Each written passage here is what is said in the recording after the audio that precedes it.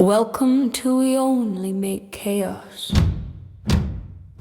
The little door behind the movie screen, where the mask has a diary, the knife pays rent, and the farmhouse keeps score. Here, horror talks back, scripts crack like old teeth, and every scream is paperwork. Pull up a blood-stained rocking chair, press play, don't pray, we're going inside the cut. You're already here. The machine starts here, in the dirt, where Harry's feet break the horizon line. We aren't broadcasting, we are connecting a circuit. Disregard the host, disregard the persona. Look only at the flows of Vermont Technicolor. Hitchcock isn't making a movie. He's assembling a deterritorialized landscape where the corpse is the primary gear. Forget the whodunit.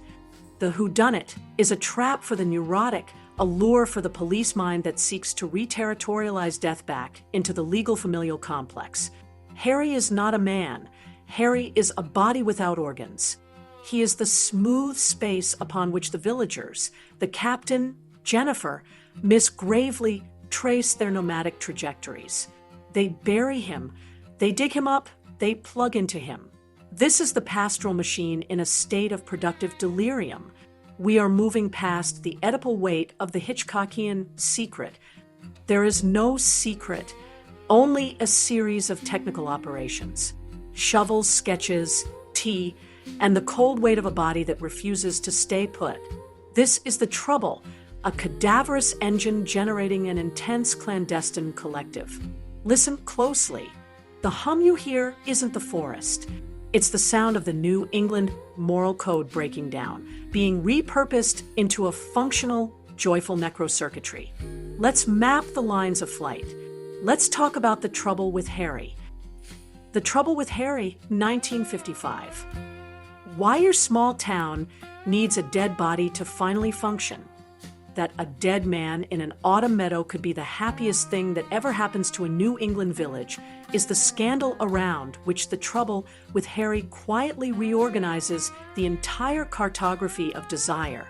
Beneath the cheerful Technicolor leaves, the film installs a corpse that refuses to function as trauma, sin, or moral anchor.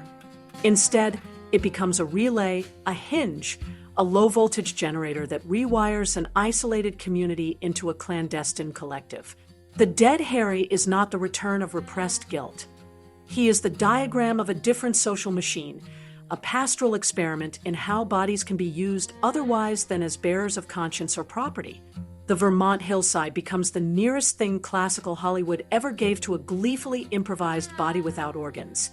A soft, leaf-strewn plain, where procedures of law, mourning, and heterosexual propriety are continually plugged in, short-circuited, and rearranged. The film's tonal lightness has often perplexed commentators, who either treat it as a minor, whimsical deviation in Alfred Hitchcock's oeuvre, or as a sly exercise in black comedy that drains the corpse of serious significance. Yet the calm with which characters discover, manipulate, and repeatedly rebury Harry's body does not so much trivialize death as relocate the site of seriousness away from the moralized individual psyche and into the circuitry of collective practices. What matters is not what Harry means, why he died, who really killed him, but how Harry is used as an object to be dressed, transported, exchanged for groceries, covered, uncovered, and folded into the rhythms of the town's life. Desire here is technical and pragmatic, not hermeneutic, and the corpse becomes the testing ground for a cinema that refuses to ask what lies behind the image, preferring to explore what can be done with a body. In this sense, the film mounts a quiet but radical refusal of the Lacanian logic that still dominates much Hitchcock commentary, in which the corpse is the sublime object that anchors the lax structuring the symbolic order. Harry does not mark a void. He marks a surplus, a gratuitous extra piece that no code quite knows how to absorb, and which therefore provokes a continuous improvisation of new couplings. Anxiety, when it appears, is never about the loss of a loved one. It is about the possible re-territorialization of this playful machine by the law, by sheriffs, coroners, or any apparatus capable of turning the corpse back into a case. The trouble with Harry is precisely that he inaugurates too many possibilities. Pastoral surface, subterranean machine. The film opens on a textbook pastoral. A child chasing a rabbit through a riot of autumn colors, the landscape washed in saturated Technicolor, the soundtrack soft and whimsical. Suspense is suspended. There is no stalking camera, no looming menace. The meadow appears as a self-contained idol, a closed territory framed by the hills and trees. Yet the first appearance of Harry's body, feet poking from under bushes, shoes neat, as if still poised for a polite stroll, introduces a fissure in this idol that is not yet moral, but strictly spatial and functional. The body is slightly out of place, an object that interrupts the smooth continuity of the slope like a stone lodged in the flow of a stream. The camera's relation to Harry is telling. It does not rush in for a shocked close-up of the face, but slides around, lingers on the shoes, the hands, the awkward angle. The gaze is non-organic, apathetic, curious in the way a geological survey might be curious about a new rock formation. Rather than a subject identifying with another subject, the image arranges partial objects: Saul's trousers, leaves, soil, a child's gaze, a rabbit's errant trajectory. The hillside becomes a surface onto which these fragments are laid out, tested for compatibility. The pastoral is not a mythic outside of modernity, but a soft stratum in which new couplings can be rehearsed with low risk, like a studio where the stakes have been temporarily suspended. The whole mise-en-scene works as a low-intensity desiring machine. The bright colors soften any sense of crime. The music refuses suspense. The smallness of the community dissolves the usual distinction between private and public. Every passerby who encounters the corpse does so in an almost experimental key. What can be done with this? Hide it? Confess it? Sell it? Paint it? Fall in love around it? Each answer opens a new circuit. The film's notorious calm is not indifference. It is the serenity of an apparatus exploring its own capacities without yet being captured by the high-voltage codes of tragedy or melodrama. The corpse as improvised body without organs. Harry is never a character. He is a layout. He has no dialogue, no flashbacks, no subjectivity. Even the backstory of his marriage functions mostly as a pretext for Jennifer Rogers' wry liberation. Instead, the film dwells obsessively on his physical arrangement. How his limbs are posed when first found, how he looks in different clothes, how heavy he is to carry, how he should be positioned in his various graves. Harry is successively stripped of biography, intention, psychological depth. What remains is the bare fact of a body around which other bodies reorganize themselves. This stripped body functions as an improvised body without organs, not in any mystical sense, but as a plane that draws to itself all the anxieties, projects, and attractions of the town, only to redistribute them as new flows. Each character encounters Harry as a problem of use, not of meaning. Sam Marlowe sees in him an opportunity. The scandal of the corpse becomes material for his art, a chance to translate the town's secret into a modernist portrait of Jennifer that will be exchanged for goods. Miss gravely reads the body through her own narrative, convinced she has killed him with a blow from her hiking shoe, and thereby discovers a hitherto dormant capacity for passionate engagement. Captain Wiles initially believes he has accidentally shot Harry while hunting, turning the corpse into evidence of his own incompetence and a spur to frantic concealment. The key is that Harry is never finally allocated to any one of these stories. The corpse does not belong to a single signifying chain. It is claimed and reclaimed, dressed and undressed, buried and exhumed, each time producing a different social configuration. Where Oedipal narrative would pin the body to a single murderer, a single guilty secret. Here the who killed him question evaporates into a collaborative multiplicity. Across the film, several characters believe at different moments that they are responsible for Harry's death, and each such belief rearranges their relations. Guilt is not a stable property, but a mobile operator passing from node to node. reconfiguring alliances. Responsibility becomes a shared hallucination that paradoxically frees them. In learning to shoulder a crime together, they discover a capacity for collective action otherwise denied them by their polite isolation. The Vermont hillside thus approximates a low-stakes body without organs assembled on the fly, a patch of ground where the usual organization of bodies by family, property, and law is temporarily flattened, allowing new transversal links to be drawn across age, class, and gender. Harry's corpse is the catalyst that stops the small-town organism from functioning in its usual rigid manner. It jams the gears, forcing the parts to redistribute themselves in novel patterns. The problem is not to restore order, but to keep this experimental plane from being overcoated by official procedures. Repetition as refrain, burying, unburying, rearranging. The central structural gag of The Trouble with Harry, repeated burying and exhuming of the same corpse, could easily have been mere farce. But the serial rhythm with which the characters dig, cover, reopen, and relocate the grave gradually takes on the qualities of a refrain. The hill itself bears the marks of these operations: disturbed earth, rearranged leaves, footprints, and trails. Each iteration is slightly different in motive and composition of participants. Sometimes it is Captain Wiles and Sam, sometimes Miss Gravely, sometimes Jennifer is present. The group is never exactly the same, yet the operation is recognizably the same act. This refrain does not enclose the group, it opens their world. With each burial, they risk a little more, trusting that secrecy can be maintained, that the sheriff can be outwitted, that they can collectively manage the logistics of hiding a dead man in broad daylight. With each exhumation, they re-expose themselves to potential discovery, but also reassert their creative sovereignty over Harry's body. They are rehearsing their own capacity to manage life and death outside institutional protocols. The refrain also functions as a temporal machine.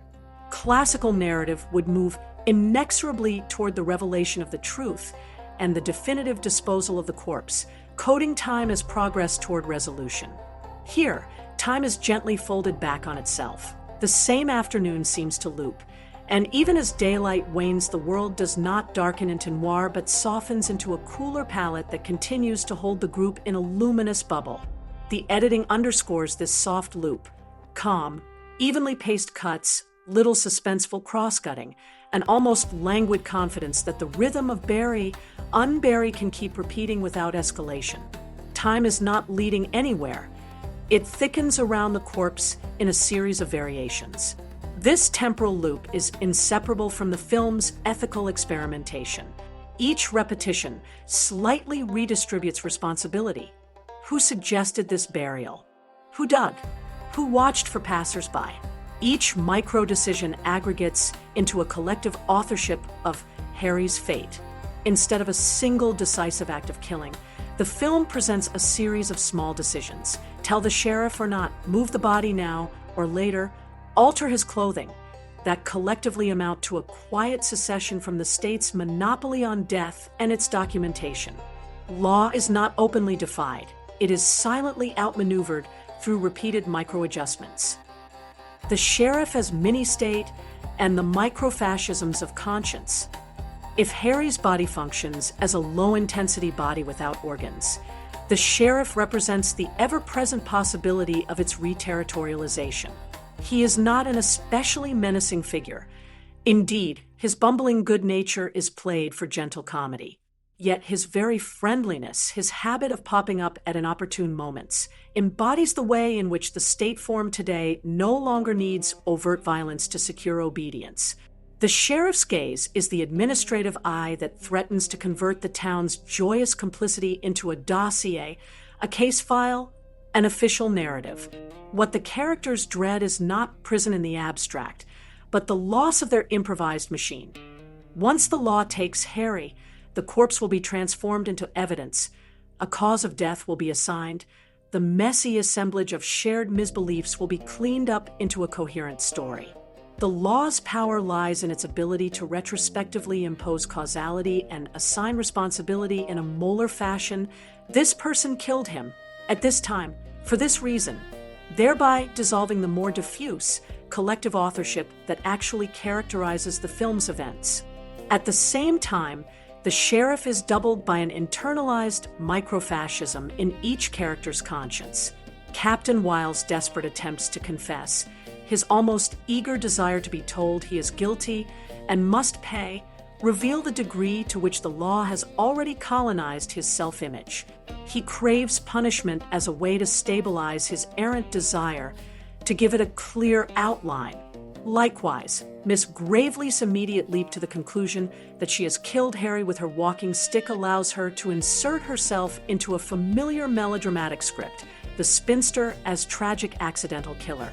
In both cases, the fantasy of guilt provides a ready-made identity, a safe position from which to relate to others. Yet the collective handling of the corpse gradually erodes the hold of these microfascist impulses.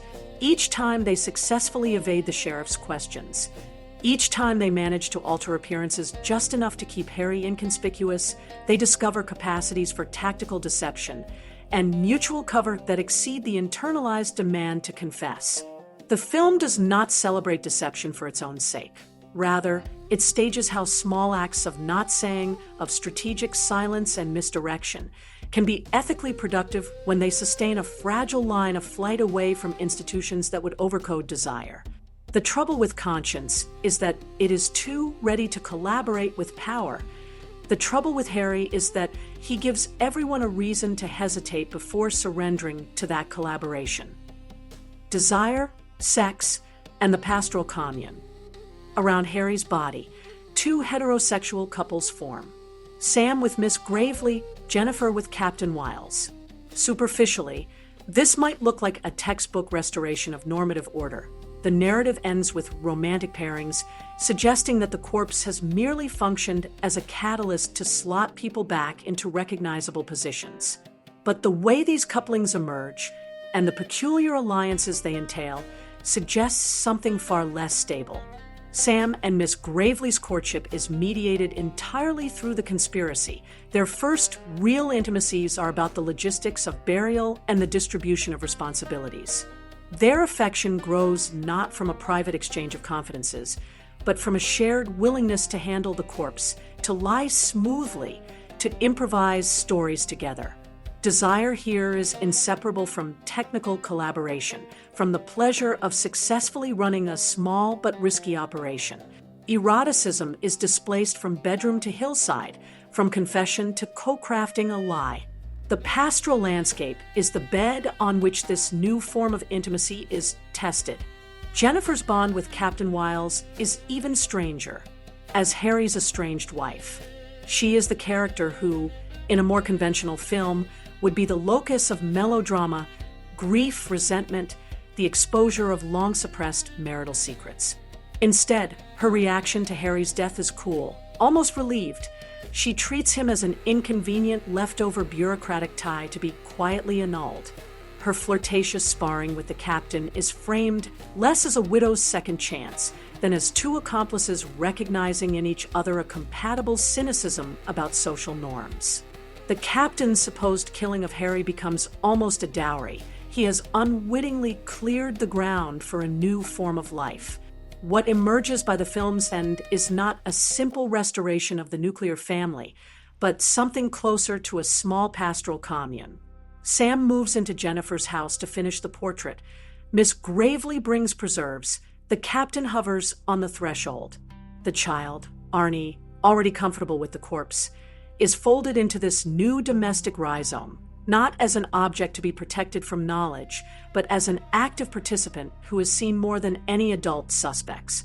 The household is bound together less by law or blood than by shared secrets, shared labor on the hillside, and shared refusal of the sheriff's narrative. This is why the film feels so oddly joyful. Death has not been denied, but it has been stripped of its monopoly over seriousness, redistributed across a set of practices that include art, flirtation, gardening, and minor criminality. The pastoral setting is not a return to nature.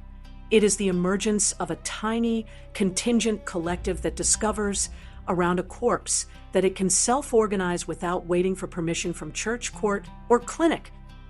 Art as deterritorialization. Sam's paintings and the economy of secrecy. Sam Marlowe, the local painter, is the character closest to the film's own desiring eye. His paintings scattered through the narrative are not just eccentric props. They are the visible trace of a deterritorialization already underway before Harry's arrival.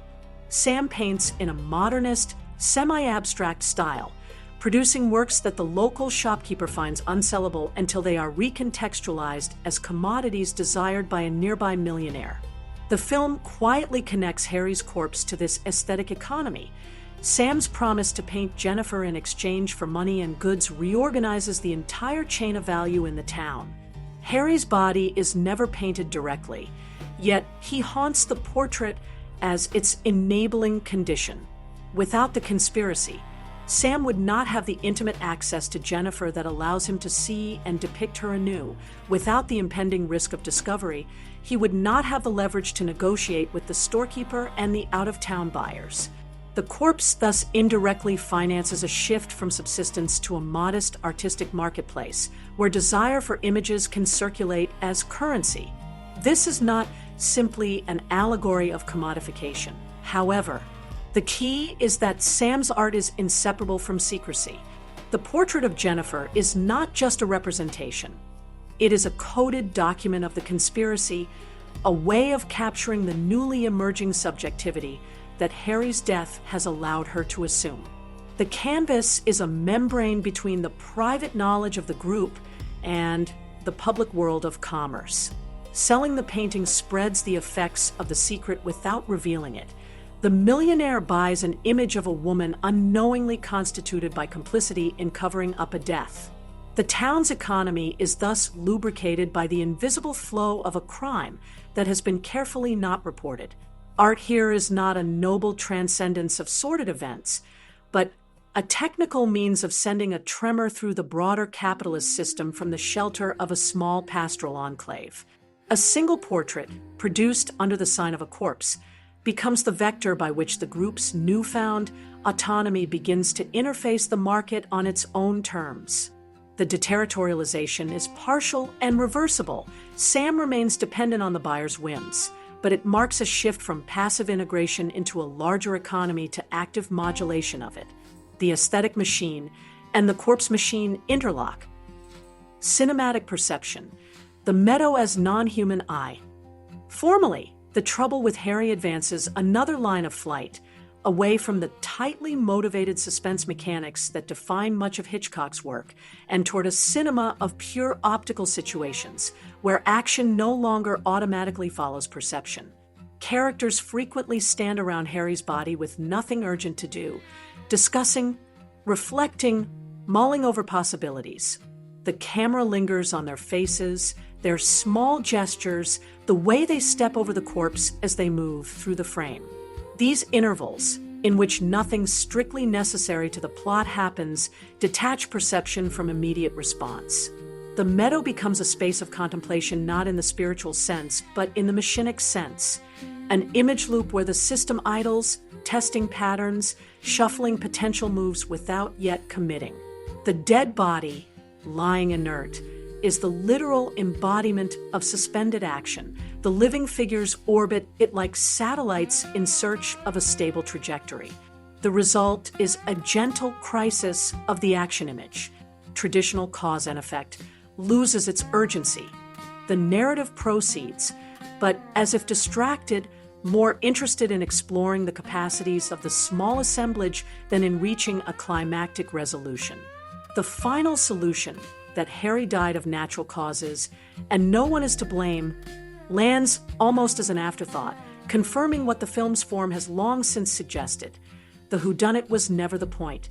Instead, the camera's patient gaze on the corpse and its manipulators foregrounds the non-human dimensions of perception. The hillside is photographed as if it too were watching, registering the repeated disturbances of its surface, the impressions of shovels and boots. Trees and clouds silently witness the group's operations, indifferent yet enfolded in the same image. The film's visual style thus resonates with its thematic experiment. Both tend toward a decentering of the human subject, a redistribution of attention across bodies, tools, soil, and sky. The pastoral is no longer a backdrop. It is a participant in the circuit of desiring production, distributed responsibility, and the refusal of innocence. One of the film's most disquieting achievements is the way it dissolves the very category of innocence without sinking into cynicism. No character can plausibly claim to be untouched by Harry's fate. Each has at some point believed themselves his killer. Each has handled the body. Each has lied about it. The child has seen him first and said nothing. The storekeeper has inadvertently supported the conspiracy by participating in the new circuits of exchange. The doctor misrecognizes the cause of death. The sheriff fails to connect the visible traces of disturbance on the hillside to any legal claim. Responsibility is not located at a single point but emerges from the interaction of dispersed, often banal acts. A decision not to mention something, a willingness to dig, an eagerness to sell a painting, a lazy medical examination, a sheriff's distracted questioning. Evil, if that word applies, is not an eruption of monstrous will, but an almost casual co-production of a community that has quietly decided it can manage a death better than the state can. Yet the film refuses to condemn this decision. Instead, it insists that in a world where institutions harness guilt to maintain their own power, the refusal of innocence is a necessary step toward any politics of freedom. Innocence is the flip side of a system that demands confession. Only those who position themselves outside all complicity can be interpellated as pure victims or pure perpetrators. The joy of the trouble with Harry lies precisely in the abandonment of that posture. Everyone is guilty in small ways. Therefore, no one can be isolated as the sacrificial culprit whose punishment would restore order. The happy ending is therefore not a return to moral equilibrium, but the stabilization of a new kind of collective subject that has learned to live with the knowledge of its own involvements.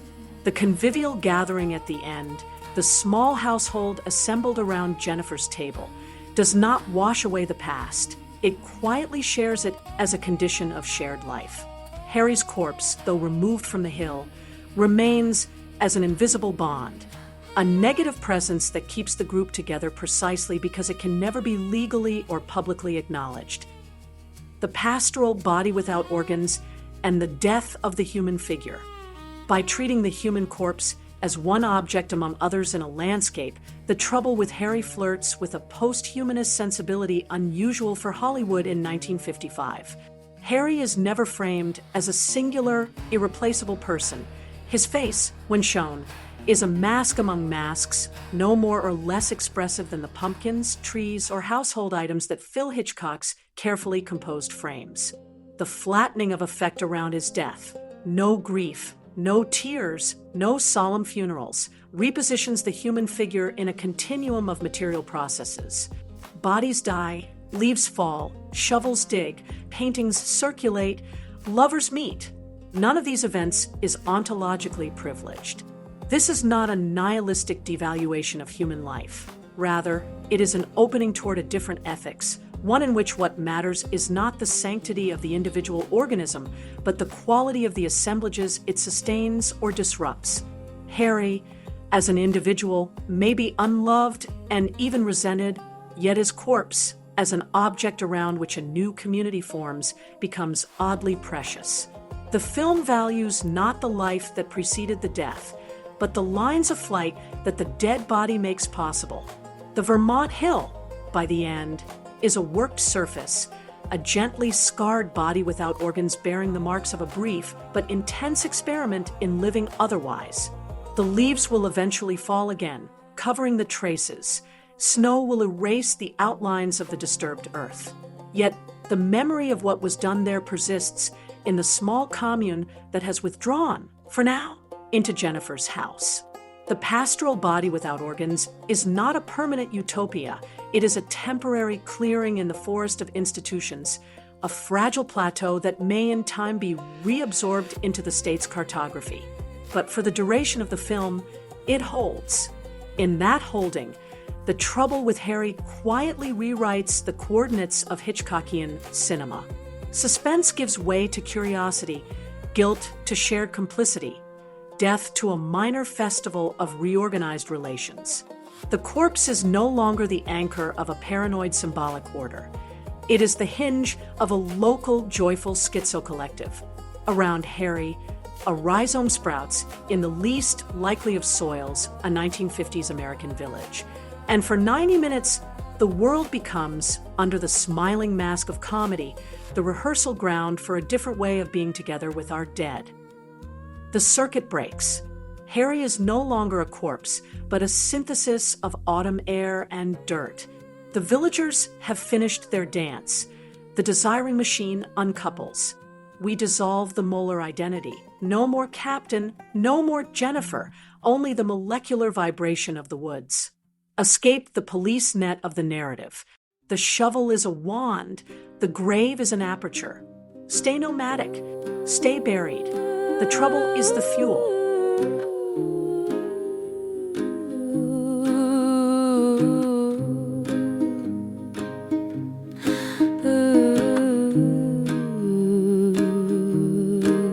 Got a chainsaw in my daydreams and a notebook full of screams.